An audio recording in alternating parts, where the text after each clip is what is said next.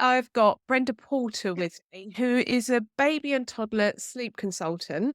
She also has four children, 12, 10, 2.5, and 6 months old. So I think she's probably a bit of an expert as to how to get a good night's sleep when you've got young children. Well, I don't know quite about that, but yeah, but I know the theory. Yeah, sometimes putting it in practice is not always easy, is it? So that is the hard part. It's Yeah. easy to read the books and follow all the top tips, but yeah, put it into practice is often the hard part. Yeah. Yeah, absolutely. So, Brenda, tell me a little bit about your story as to why you became a sleep consultant in the first place. Because I'm aware that you had challenges when your children were young, and I suspect that's why you've moved into this line of business. Is that right? Yes, yes. So my first child was, well, I suppose sometimes you just don't really know any better with your first child.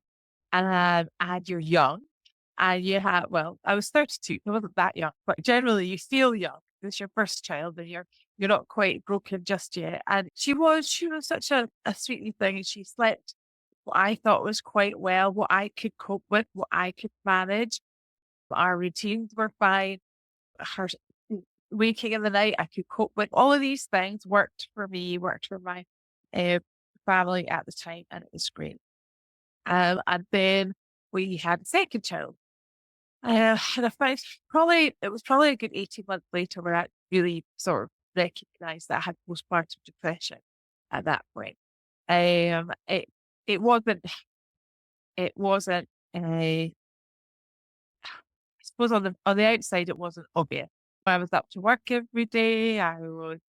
But it's the little things now looking back, like I didn't really do many baby groups with her. I didn't leave the house with her during my maternity. I don't have very good memories. They say that sometimes your memory can go when going through depression, and I just don't feel like I imprinted those memories very well. And and combined with my child who didn't really want to sleep enough. So I went back to work when she was 6 months old. I went back to work time, quite a high pressure job. I traveled sometimes with my work. Well, actually, every 3 weeks I traveled for 2 days with my work.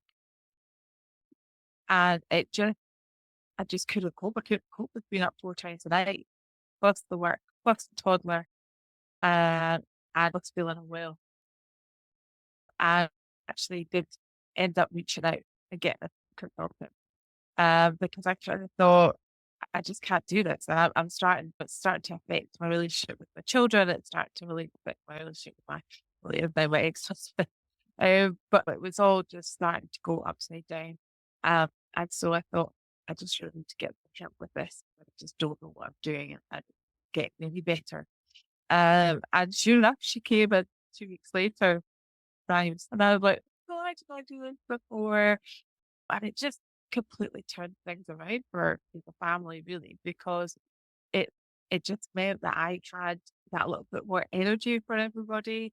It wasn't stressed about sleep. I wasn't stressed.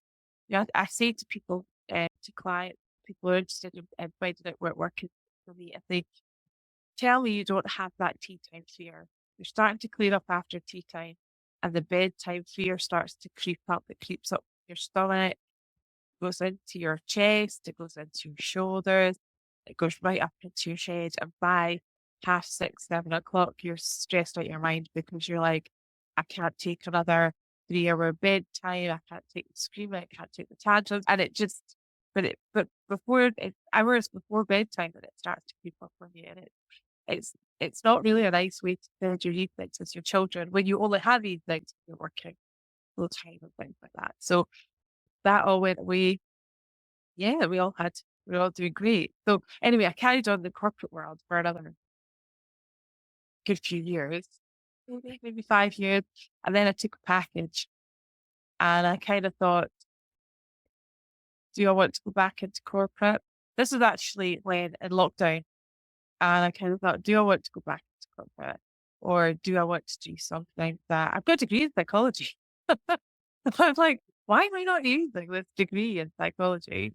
So I thought, what can I do to combine my degree I've got quite good coaching skills. I picked up on a lot of that when I was working. And also think something that will make a difference to mum, especially working mum. That's kind of sort of what I want to do. And yeah, I don't know how it crossed my desk, but it's how I think your world, things collide and fate and stuff. So I don't know if my old sleep coach got sent me out her random emails or if something popped up on Facebook, but I just thought I could retrain as that. I could do that. And sure enough, I've been in business for 4 years now, and I've helped hundreds of families turn their sleep around to what works for their family and to get them whatever they need in terms of sleep. So yeah, so that's kind of where uh, I work one to one with families. It's usually 2 to 3 weeks I work with a family to help turn their sleep around. But also I'm starting a newly branch where I want to work with families antenatally as well as postnatally so that we don't get to 6 months and need a sleep coach. We've kind of got our ducks in a row from the beginning. So that's kind of because for me it's about education, confidence, just helping families have that. Now I had my first child 12 years ago when we had antenatal classes on the NHS, where you had a midwife, and there was time and money for these people. And even then, there was no education on sleep before your baby came. Sleep when the baby sleeps. All newborns want to do is sleep. And so if you were anything out of those boxes, you had no clue what you were coming up against. And so I think I'd love to get in at the beginning so families can feel a bit more confident about sleep before it starts. Anyway, I went kind of off track there. Sorry. But I think there's a correlation there, isn't there? I think with when we've birthed a child and our hormones are all over the place, so many people suffer from postnatal depression. But if we throw disrupted sleep in there, which is inevitable when you've got a newborn at some level, our sleep cycle does shift and change. But throw sleep deprivation in there, it I'm just wondering for you, how much do you think that sleep deprivation, contributed to how you felt on a psychological level? I was just impatient. I had no patience. I'm going to try not to get emotional because looking back now, I think how impatient I was Mm, with a toddler and with a baby, and they're just babies. mm. But I had no rest. I had nothing in the tank. I had no cup. I had nothing filling my cup. So I wasn't able to fill their cup. So that for me, when I look back now is the saddest part is that I And didn't have patience and I didn't have this hope emotionally and psychologically to enjoy them as much as I probably still yeah. give it up. Wonderful having 2 little ones. And they're lots of fun and they're great and they are wonderful little children. But I just don't think I got out of it as a mum what I deserved. So there's a sense of grief in there about what you should have had and you didn't have as a result of your mental health, the lack of sleep, and all the things that come with that. And we're talking some 10 years later, and there's still a, still a bit of choking there for you because you can't recover that, can you? You can't go back and redo it. Now, you have gone on to have a couple more children, and I suspect that experience has been very different for you. Oh yeah, I learned so much for the first time round, I could tell you. So be very, very different this time. Mhm. Uh, but what I must say is that I'm proud of myself for reaching out, get help when I did. So it could have got worse. It could have got dangerous. I could have got much more unwell. And I do work with mums who say fell asleep at the wheel or I fell asleep with my baby in my arms and all this dangerous stuff Mm. that can happen if you are not getting physically your body's not getting enough sleep. Yeah. I And remember. you'll Sorry. get you'll get all the martyr moms in the world who, oh, I don't need sleep. My baby wants to wake 20 times a night, or every 20 minutes I'll respond and I'll nurse and I'll not have anything because that's what mummy does. Well, that's all well and good until your body fails you, because it will if it doesn't get enough rest. No Yeah. matter how much you're willing, your body has to be aligned with you as well. So, and actually, I don't think you're doing yourself or your family any favors by getting yourself into that sort of state. So, but actually, when you're in there and you're not even not a mummy bar, but when you're in there, it's actually really hard to turn around and sort of say, I can't do this. I need some help. Because there's so much pressure on you, actually, especially the second trimester. Because and you said that at the beginning, you said, "Oh, she's got 4 kids, she knows what she's doing, blah, blah." But even when you have 2 kids, and people go, "What you do this time?" Mm. And you're like, that just puts even more pressure on a new mum, rather than saying, "This is a brand new baby, brand new personality, brand new quirk.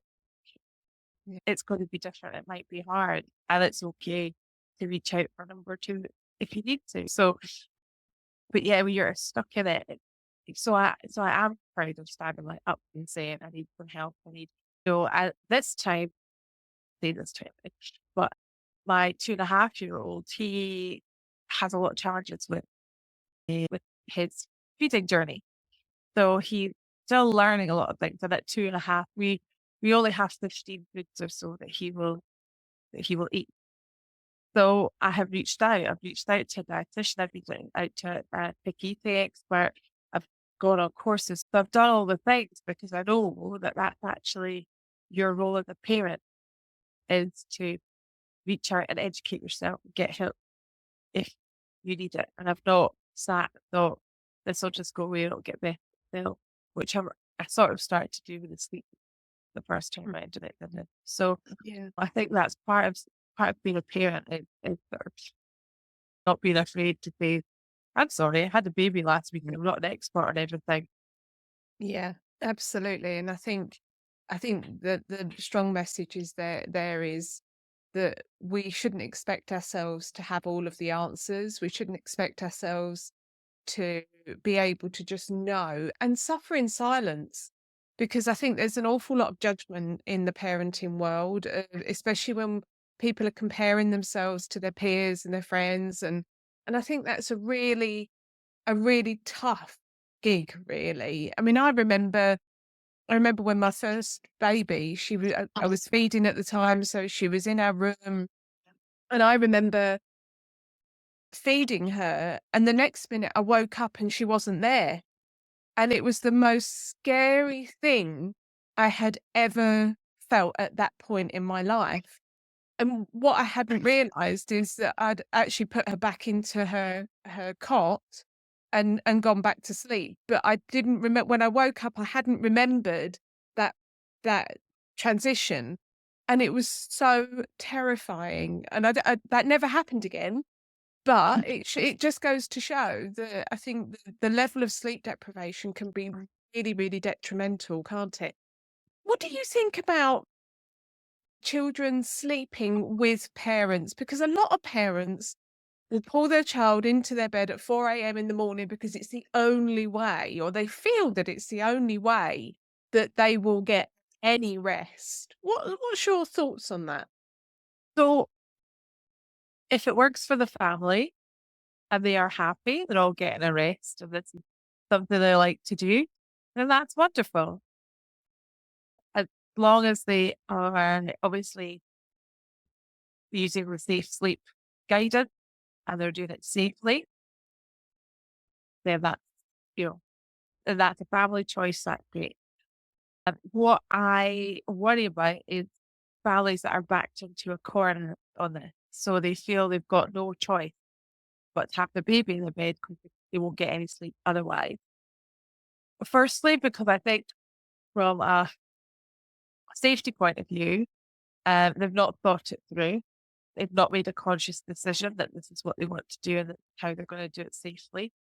So therefore, if there's a night where someone had to take some medication or someone had a glass of wine, then they can't do that and they have no other way of getting their baby to sleep, and it just all gets a bit messy.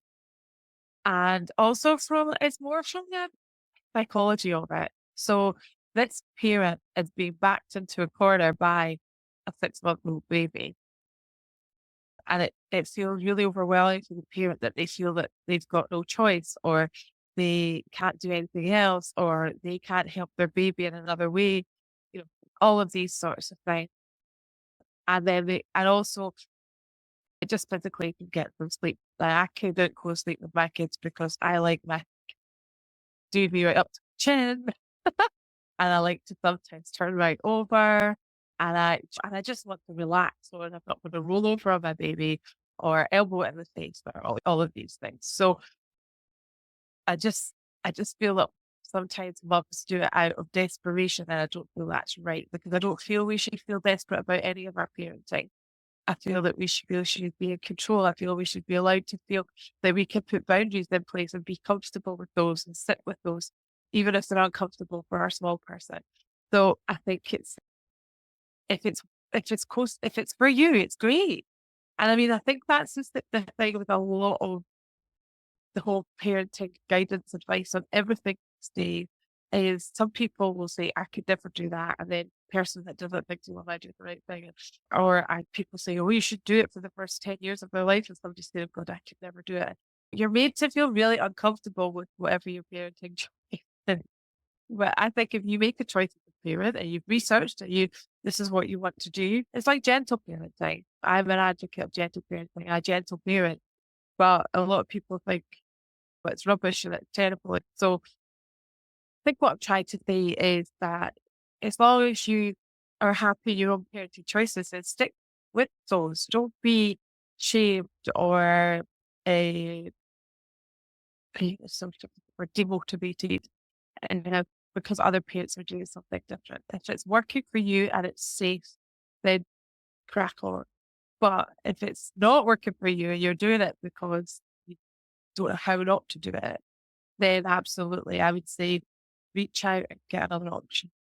Because I think, the people that I tend to speak to, they do feel backed into a corner because if they don't bring their child into their bed, for example, and I'm in agreement with you. I think we all have to make the choices that are right for us and our family and our children, and nobody is really in a position to judge that. But as you say, I think there can be a bit of a powerlessness, and I don't know about you, but I certainly needed that space from my child when they were younger because they were almost attached to you permanently because which is lovely. But I think that when we transition from being an individual to a parent, that takes some realization and growth and change. It takes such a lot to get used to that new dynamic. And actually having that little bit of space to be able to sleep independently, I think can be really useful for both parties. Yeah. So, so what sorts of things do you talk about with your clients? How do you help people to remove some of that guilt, some of that frustration, some of that sense of feeling trapped? What do you say to them? So I look to focus on little one's confidence. So and a little bit of the independent. So it depends a lot on the age of the child. It depends a lot on what the parents want. But generally they want their child to sleep in their own bed all night, that sort of stuff, which is great. And that I think that's the most healthy thing for the child is that they are getting the maximum amount of sleep they can. Um, and for me, a lot of it is around the parent's mindset. So when I'm working with families, I focus on that an awful lot because a child, especially because I totally encourage attachment for the first, that fourth trimester, the first 2, 3 months of their life. Absolutely. Baby wear, contact nap, don't put them down, snuggles, whatever you want to create this really strong bond with your baby, whatever you need. Because this baby needs to trust you implicitly 100%. Because then when you do ask it to learn something new or you do introduce something new, they will trust you and they will pick up on every part of your emotion, every part of your mental state on anything. So if you are helping them with their call, saying, "Oh, really sorry, you got to sleep here. Please, please be quiet. It's okay. You're fine. You're fine. You're fine." That baby's like, my mum ain't convinced that this is the right place for me to be. And my mum keeps telling me I'm fine. So why wouldn't I be fine? So now I think there's something to worry about. So it's there's a lot of that I work on with families that when your baby is in the best sleep space they can possibly be. Your baby is absolutely capable of falling asleep, and you've got to fill them with that confidence. You've got to sort of have it in your being that they can do this and that you are behind them 100% and you are confident in their ability to do it. Because Yes, you're talking about anxiety there, aren't you? When parents are anxious and they're saying all the right things, but actually what they're emanating is this energy of, this is scary. I don't know if this is going to happen. I don't know how to do this. And babies and children people, humans pick up on other people's energies. But I think babies are probably even more attuned to it because it's the only form of real communication that they have to be able to read the environment that they're in. Is that fair to say? yeah. So they've been I say manipulating you, but they have been doing all the right behaviors and communications to get you to do exactly what they need to make them change them, all of these sorts of things. So you and them have this sort of really strong, as you say, communication, non-verbal communication going on. So you have to be totally, as you say, it's got to emanate out of you. They think I'm a bit of a hippie when they work with me. They're like, I'm like, say, like, you've got to sit with your child with this aura. And the dads especially look at me like, oh my God, this woman's lost it. I'm sitting there saying, if you're worried, your child is going to be worried. If Mm. you're anxious, can you imagine trying to fall asleep sat next to somebody who's sitting there going, oh my God, oh my God, oh my God, oh my God? You're not going to relax and fall asleep. Whereas if you're sat beside your mum who's going, oh, good, I've got your back here, you'd be like, all right, okay, I get this. Mm. And I can fall asleep. So I think that's my first thing is working on that. It's working on the parents say, there's no need to be anxious. I know your child is going to cry. All right, I'm going to just put it in there. Your child is because you're changing something. And the only communication your child has is to cry. Your only thing that a baby has right now is one big emotion and it's crying. Okay. But that's okay. She's allowed her emotion. She's allowed her opinion. She's allowed to push back. Now, if it was my house and you came into my house and replaced all the chocolate with apples, I would be like, hold on a minute. I'm not happy with this. I like my chocolate. I don't want you to change it and take it for apples. But I am 44 years old. I can have a rational conversation. I can talk to you about it and I can tell you I'm not happy. Whereas they're not in that place yet where they can manage any of the responses. So this is just their response to change. But as a parent or whoever is coming into my house knows the apples are better for me than the chocolate. And as a parent, and that yes, it's an uncomfortable change, but the long-term gain of it is that everyone gets a better night's sleep. Mummy's mental health is better. Daddy's relationship, mummy's better. Daddy's off the sofa. You know, all of these good things are going to happen. So, but if you've got that relationship with your child and they trust you and you go in with a non-anxious approach, then they will pick up. So Yeah. there is crying, but also as well, when I talk about crying, as I say, it's communication. So I, now obviously I have learned. And with my fourth child, some days she still cries when I put her down to sleep. But sometimes when we're really tired, we feel quite emotional. So before bed, you sometimes can get in bed at night and be like, oh, God, what a horrible day, or God, that was just crap, or oh, I've been so stressed out. And again, we can verbalize how that all feels, where the baby just cries for 2 or 3 minutes, gets out of her system. In fact, sometimes we should go to bed and probably have a good cry because then you would get out of your system and you would probably sleep that bit better. So actually, crying is not always a bad thing. Crying is sometimes just getting that big emotion out so that we can then relax and go to sleep after a busy day. Mm. So, so crying is not always a bad thing. And it's good to let our kids work through it. But also, as well, when our child cries and learns something new, we can support them. We can empathize. We can tell them, validate. Yes, I know this is hard. I know this is something new. I know it seems difficult, but I've got lots of faith in you and you can totally do this. And I'll be here with you right while you do it. Mm. We don't have to be mean and cruel and shush and be quiet and stop it. And we can help the child sit with their feelings, work through it, and get out the other side.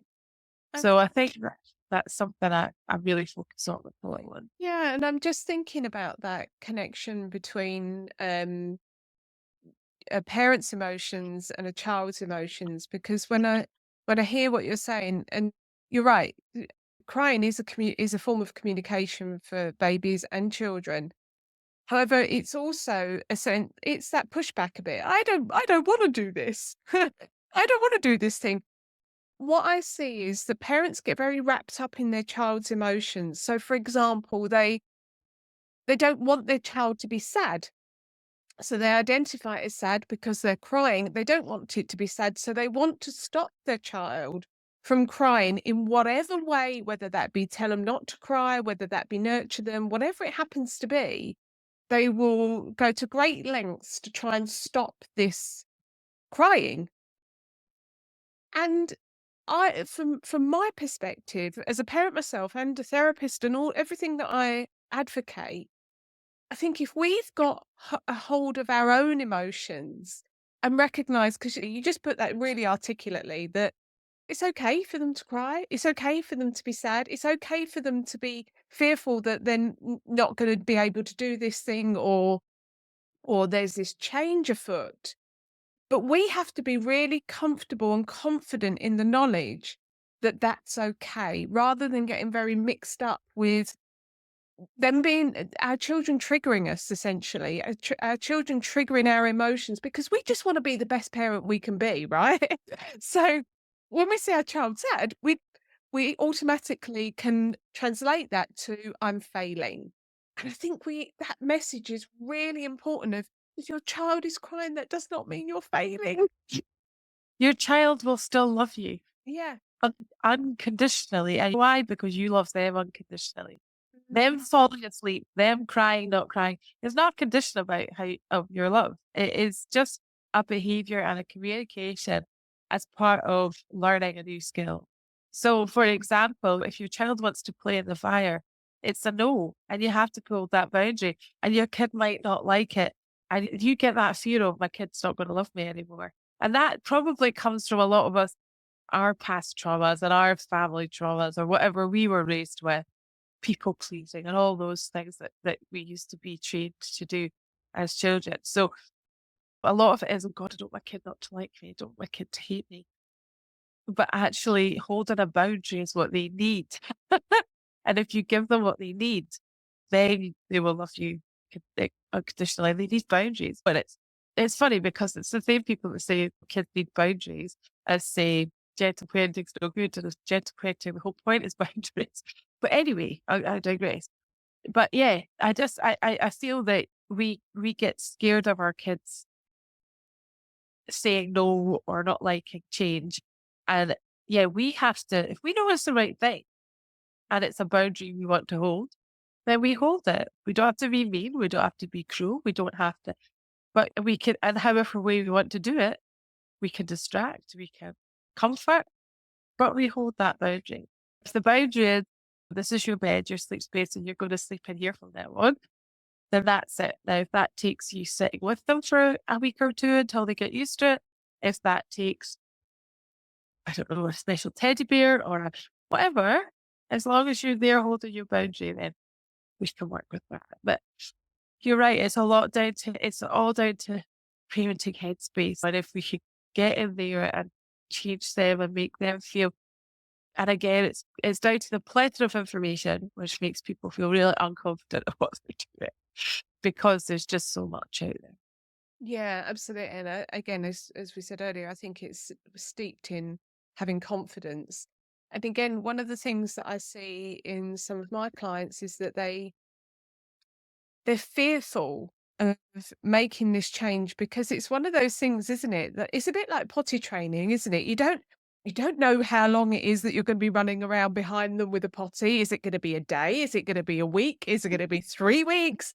And I think a lot of That's parents, quite good timing because I am just about to start with my new boy. So yeah, thanks for that. but you know what I mean by that is that you're constantly on it, aren't you? Just Yeah. because you're doing that positive reinforcement and trying to catch them and all of those things. I And like that. I'm dreading it. yeah, Yeah. And it's you're just right. I'm in that headspace of I don't know when or how or what to start. And because once you start that ball rolling, yeah. you don't know where that ball's gonna go really. And the same, Especially not with my wee boy. yeah, and the same applies to what you're bringing to the table of once you start, it's really important to follow it through. And I think that's the case with I personally I think that's the case with anything from a parenting perspective. Ensure that you're making the right decisions for you, your child, and your family. But once you've ensured that, you must follow through because the minute you deviate, straight away, the child recognizes that you're not confident in this. Therefore, I'm not confident in this. So let's go back to what we know. Yeah. And it's a trust thing. You said we were gonna do this for me and now we're doing this. And kids are very black and white. Kids are Yeah. very if they can't trust what you say you're gonna do, then it makes it very hard for them to regulate because they just don't know what's coming next. And I say that to parents. I say like bedtime routines are really important because the child relaxes because they're going through a series of things that they do all the time. And it's if you mix up the routine every night, you get two camps of kids really. You get one who goes, oh, I don't know what's coming next. This is quite exciting. This is a game. And all their side, all these wee pistons are firing in their brain. And this is not calm, sleepy time. And then you've got the other child who's going, oh my God, I don't know what. And usually it's the, oh my God, I don't know what's coming next because they're an overtired child in the first place. And that can make them anxious as well. So, and then again, the pistons are firing in the brain because they know what's coming. And it's hard for them again to switch off and fall asleep. Whereas if it's the same, it's like I said to families, you'll notice they can watch the same cartoon or movie over and over and over again, the same episode over and over because they like it. They like knowing what's coming. They like knowing what's next. They like knowing who the characters are. It just, I mean, there are only what, 20 episodes of Bluey, but they can watch it for 10 hours a day. But because they like the repetition, they like knowing what it is, and it just makes them feel comfortable. Knowing what comes next makes a child feel comfortable. It's only because their world grows so quickly every day. They're learning so much every day that it's so overwhelming that if we could keep a control of some things for them, it does make it easier. But isn't that the case for adults as well? I mean, I can't remember how many times I've watched Dirty Dancing. But it's true, isn't it? I think we all lean into all of us have watched one movie more than once. I'm pretty sure of that, and that is exactly what you've just described. It's because we're sitting down, we know exactly what's going to happen. There's not going to be any surprises. There's not going to be anything scary. It's all familiar and it's really, really comfortable. As adults, we are more inclined to push ourselves out and challenge ourselves and make ourselves feel discomfort at some level, but that's a conscious choice. Whereas I think children, they have so little choice because they have very little power in their worlds. So that provides them with that sense of calm and just that relaxation space. But as adults, we do that as well. Yeah. So and when you get towards toddlers or older children, that's when you can bring in choices, Yeah. to things, but controlled choices. So we're still doing the same routine, but they can choose between different pajamas. They could choose between a different book, that sort of thing. So we are giving them a little bit more control of their evenings and their time, but we're keeping to the same rhythm so that they can still feel comfortable in their Yeah. space. I'm a real advocate for parenting collaboratively. as early as possible, really, enabling children to have power in an age appropriate way, like choosing their pajamas. It enables their brain to activate in a different way than if we just do it for them. So, so again, there'll be some people that might be listening to this, and their bedtime routine is 2 hours long. Personally, I think that's probably a little bit too long because there's your evening gone. Yeah. So, yeah, I mean, this is probably a very difficult question to answer because I suspect what you're going to say is, well, every family is different, but for a child or for a baby, how long do you think that is the optimum to try and maybe keep it to so that it's not so long that it becomes overwhelming? I say normally about half an hour. Right. Like, Okay. so you can sort of judge it on the child's tiredness. Yeah. So if you feel that they're going to be tired, 5, 7 minutes in the bath is probably enough. Then Okay. you've got pajamas, then you've got drink of milk, then you've got story, tea, into bed. So you kind of, and then if they're not so tired, they can maybe have 12 minutes, 15 minutes in the bath, and then you carry on do through the extra. It I think the thing is because you start down the path of bedtime, they'll know the first thing that as soon as they go in the bath, they know what's kind of coming. So either if you string it out too long, you're going to get them overtired and almost overstimulated Mm. again. And if it's too short, you're not giving them time to wind down. So I would say 30 to 40 minutes is probably enough for any child. It's probably enough for me as well, actually, to be Mm. honest. Brush my teeth, wash my face, get my jammies on. By the time I've done all of that, read about my book, ready for sleep. So I think, yeah, 2 hours is really taking it too long. Also, things like being quite clear that the bedtime routine, where possible, obviously families and situations are different, but it's between the bathroom and the bedroom. So we don't go back downstairs, watch half an hour of telly, play with our toys for 20 minutes after we've had our bath. I think that's sometimes what people do is they'll have a bath and then they'll go back to play for a wee while. We don't want to do that because now we're just confusing the child as to what is part of the bedtime routine and what is part of daytime play. So we want to make sure we keep those two quite separate as well. So yeah, that would be was my top tip for bedtime routine as well. So what about things like, because again, from what you've just said, in a way, you've got to be really in tune with your child. So, like you said, that they may have had a really, really busy day and they're absolutely exhausted, and bedtime is 7 o'clock, let's just say, or the bedtime routine starts at 6:30. Bedtime is really 7 o'clock. But would you recommend flexing with that at all from a place of, if you recognize that they're more tired that day, then maybe start that bedtime routine a little bit earlier. But what about a little bit later? Yeah, so I think flexing the routine half an hour either side of usual bedtime is absolutely fine. Um, Unless you do it half an hour early for a week, it'll not affect the time they wake up in the morning. If it's just a one-off or whatever, if it's okay that they're either early or late, then they should manage to their normal wake time the next day, regardless of when they've gone to bed. So yeah, you do have to sort of judge it based on their Yeah. tired But not levels. being rigid, because again, I No, think some people can get very rigid, can't they? Well, 6:30 is when it all starts, so that's the time, regardless of the fact that if they read the room, it really wasn't it that wasn't the right process on that day for for their baby or their toddler. yeah, yeah, you do have to be doing. As I say, it's quite useful to flex things like the time they're in the bath, or Yeah. maybe an extra story or a longer story, or you can flex those sorts of things if you feel once you've started the routine at the usual time and you're thinking they're still a bit wired. I'll give them an extra 5 minutes in the bath, or we'll have another extra story. Or if they're going downhill rapidly, right, quick wash and out. So you can use things in the routine to flex. But yeah, be aware of your child's tiredness levels. Mm. When they're little, uh, try to follow their wake windows and things like that. How much daytime sleep have they had?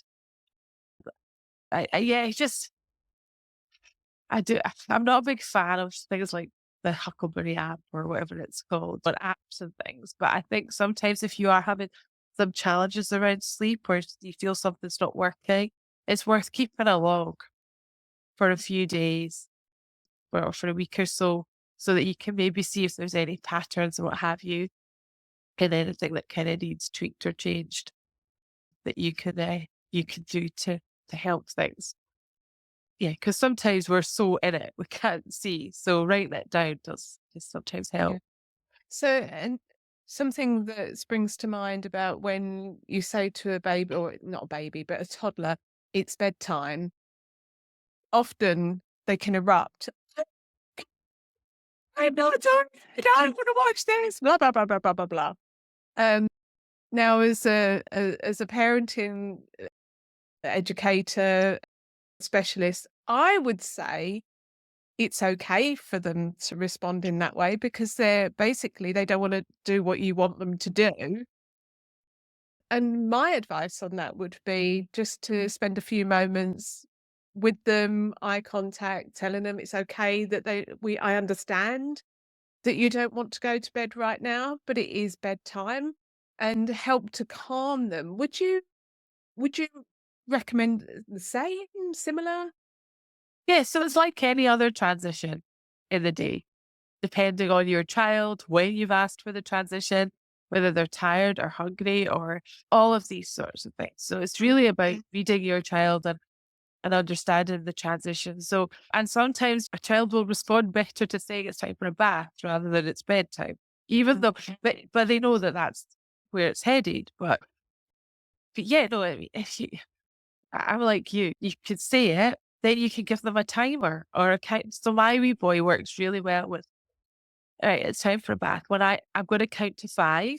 So when we get to five, we're going to turn into Superman and we're going to fly up the stairs and get into the bath.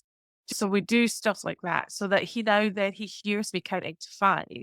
Mm, Now, yes, I do feel there's one of those, it's a close one because we used to get, right, I've got to count to three. By the mm. time I've got to three, but I don't feel it's like that. I feel like I'm giving him time to come to terms with what I'm asking him to do, giving him a bit of space to finish what he was doing. And I always like count to five in a way that I let him finish. Sometimes I count to five slowly or quickly or whatever. But I just feel it just gives him something concrete to work with as Yeah. well, other than saying, right, 5 minutes. Like I will start with, right, it's 5 minutes. But when I genuinely need him to go somewhere in transition, I will say, right, I'm gonna count to five and then we're gonna go and do this. And he's much easier than saying, right, it's bath time and just grab. I think that's the same with most toddlers and most kids for most transition to say, right, we're going to do this and just expecting them to go, okay, then jump up and off the truck.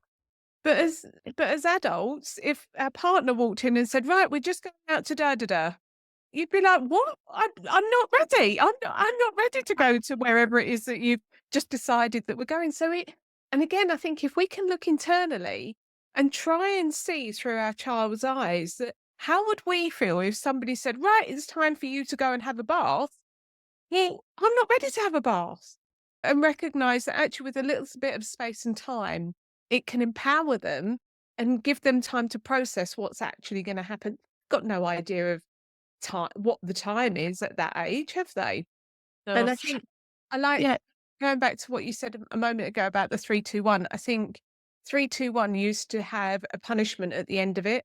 If you don't do this, when I count to three, the X, Y, Z is going to happen. So I think you're talking about that from a different angle of you're just giving him space to recognize that this is the next thing that we're doing rather than there's going to be a punishment if we don't do it.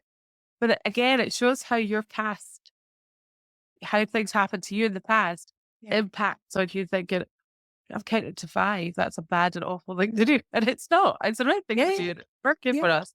But it just shows you how your past trauma really can impact on how you do things. And you have to, yeah, it's just such a strange thing that you don't think it would, but it does. Yeah. Um, but I was going to say the same. So if my partner came in and said, right, we're off the shop, I would say, but I need to finish this call first. Yeah. Now, if a child is in the middle of drawing a picture or the car is going to the garage or But whatever they're doing, let them finish that part of the activity or even join in with them. Yeah. All right, okay, we better put all the trucks away to bed. Yeah. Let's do that before we go to the bath. Now that connection, lack of tantrum, you can afford the extra 3 or 4 minutes. Yeah.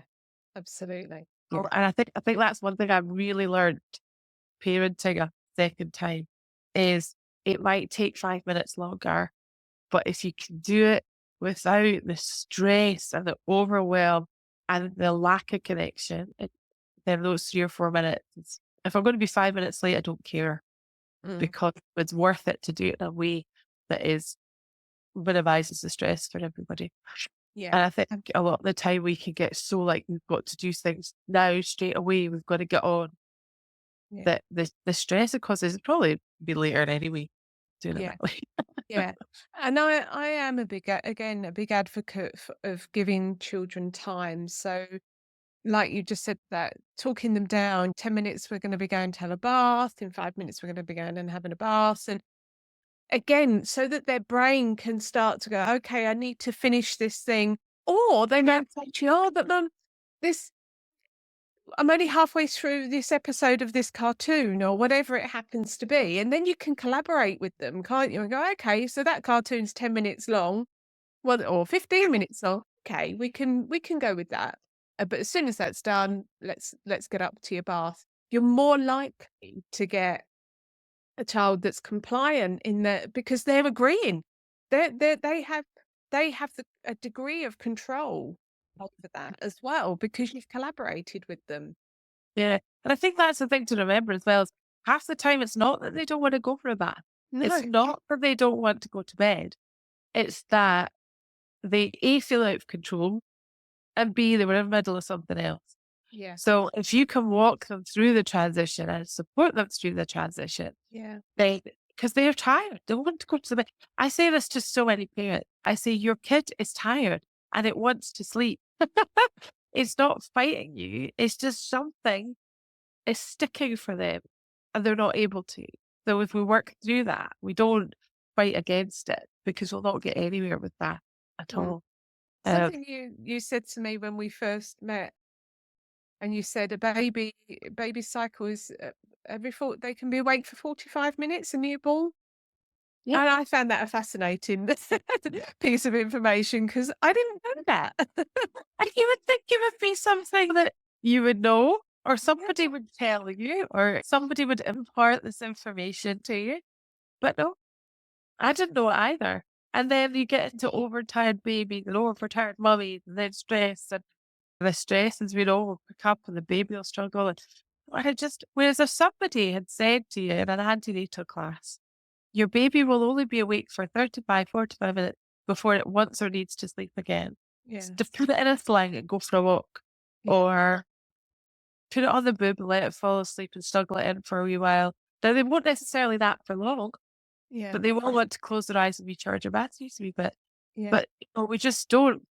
And then, of course, we don't, and we also don't, I don't think think it's society. It depends on, I think we don't give new mums and parents enough peace to just be with their Mhm. baby, visitors, other kids, and Yeah. appointments and midwife appointments, all this sort of thing that just sort of interferes with the natural cycle of things, which babies would do and mummies would tap into if they were just sort of given that time and space Yeah. and encouragement to do so.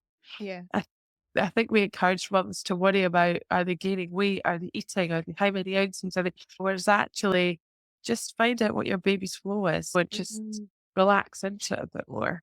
Yeah. Easy No, for me. I've done it 4 times. but I was watching a TED talk once, and the lady said every child has different parents because each time we have a child, we've changed. We've Oh yeah. changed. Our experience has changed. Our economic status may have changed. Our home may have changed. Our whole lives have changed when that new baby comes along. So actually, we're different parents for each of our children. And I think that's the other thing a lot of people don't really see is that they think they're parenting their children in exactly the same way. And well, there's 2 points to that. We're not. But secondly, actually, each child needs a different type of parenting or a different type of parent because they have a different personality, different things that they need or different strengths and weaknesses. I remember when my daughter said to me once when she was an older teenager, she was like, "He gets away with way more than I would have ever got away with," or and it was just simply, I have had to parent them differently because they're completely different beings, and actually parenting him the way I parented her would have been it would have been naive of me really, because he wouldn't have got the best version of me, and I wouldn't have got the best version of him either. And I think that's what happens when you have your second baby is that's the Yeah. biggest shock, Yeah. is that you have done it one way, that's your only frame of reference. And then you have a child that comes along and you're different, but also your child is different. And Yeah. you try and parent in the same way because that's what and it worked Yeah. the first time. And then you're like, this is not working and this is a Yeah. different child. But again, it's recognizing that, it's sort of stepping back and saying it's a different child. I need to do things differently, and that's okay. Mm. No, Yeah. I don't have to say this is how I did it once, therefore this is how I must always do it. Um, but I think that's the only thing you learn. The more Yeah. children you have, the only thing you learn is that you really don't there's no blueprint for parenting. No. And yeah, I've done it 4 times, but I've done it differently 4 times. Yeah. So actually, I'm no better at somebody who's necessarily done it one time with the same kind of child. Just that. So it makes the only thing that having 4 children does is gives you a bit more confidence Yeah. to change, adapt, and to know that you're gonna have to do that. Well, you know roughly what's coming to a point, don't you? You don't necessarily have a map, but you have some sort of guide as to this is where I'm going because I've actually done this before. But you need to have that ability to be able to flex and branch off. Yeah, yeah, yeah, and I think that's really the only thing you learn the more children you have, is Mm. to how to be flexible and adapt, rather uh, but this I think the second child is the hardest because that's a huge learning curve, Mm. because you think you've cracked it. Yeah. Don't get me wrong, it might not be your second, it might be your third or your fourth. Your first 2 might be very similar, the third one that flings you off. But, for me, my first and second are chalk and cheese, so it Mm. was definitely that. But yeah, I just want parents to feel empowered to Mm. parent in the way that they feel is right for them and their families, Yeah. but and so that's why and I think you can only do that when you've had rest. Yeah, I completely Yeah. agree. And this is where you and I align is that I don't think there is a one size fits all for any family, but looking inside and establishing what's right for you and your family, I think is absolutely key. And being confident in the knowledge of what you have and what you're doing. And sometimes we all need support in that. And I think what's lovely now is that we do have the space to be able to reach out to people like yourself, myself, whereas 23 years ago when I had my daughter, there was very little support around external of the NHS really. And I'm sure there was support out there, but it was on a relatively low level. There wasn't a load of social media. So what's lovely is that we can really tap into your social media, my social media. We can and other people's and really learn a lot from what people are bringing to the table. And I think that's amazing for parents. Although there's also a lot of noise around parenting. So it's a bit of a balance, isn't it? Yeah, but again, it gives choice and it Yeah. gives, I should say, a lot of information. So back 23 years ago, it must have been harder to, I don't know, adapt your parenting for your second child because you had one tribe, one family that told you this is the way to do things, and everyone tried to treat everything the same. Whereas I have had child 3 and 4, and the world of gentle parenting has opened up to me Yeah. online. If that Yeah. wasn't there, I would have probably still been doing what I now cringe about with my second child. So yeah, it is great that it's there and it's great that you can find a tribe that's out there. And it's also great that we're not one of my big things is not normalizing asking for help and normalizing if it's not right, then fixing it. Mm, No, we're all busy people now. So many more mums work than mhm, they did 20, 30 years ago. They want to get back to work. They want to be compass mentis. They want to be doing a good job, as good as everyone else in the office. Reach out, get help, fix the problem. That's mm. you can, then do it. Don't sit and I'm not saying that every child who sleeps okay-ish needs help, but the mums who struggle on 2 or 3 hours, fix it. Yeah, absolutely. And I think in life, if we sleep, we are so much more productive in a day and we're happier, our mental health is better. Yeah. So I think creating that space to rest for parents and for babies, I think is amazing. Thank you so much for No, joining me today. I do have one question for you, and it's just if there was one tip to give a parent around their baby's sleep, what would it be? consistency. Consistency. Okay, It's brilliant. fine. Thank you so much. I really appreciate your time. No, And it's been wonderful. Thank oh, you. I'm glad you've enjoyed it and look forward to speaking to you soon.